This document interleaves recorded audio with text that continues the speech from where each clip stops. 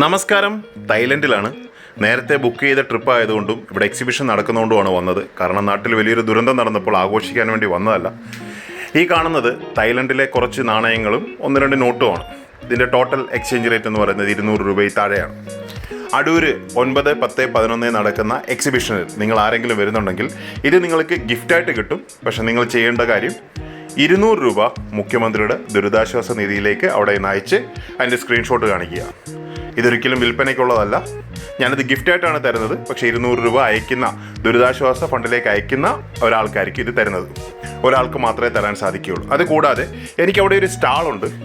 ആ സ്റ്റാളിൽ നടക്കുന്ന എന്ത് കച്ചവടമായാലും, ചെറുതും വലുതുമായ എന്ത് കച്ചവടമായാലും അതിൻ്റെ 5% ഞാൻ കണക്കാക്കി ദുരിതാശ്വാസ നിധിയിലേക്ക് കളക്ടറെ കൊണ്ട് ഏൽപ്പിക്കുകയോ അല്ലാതെ അയച്ചു കൊടുക്കുകയോ ചെയ്യുന്നതാണ്.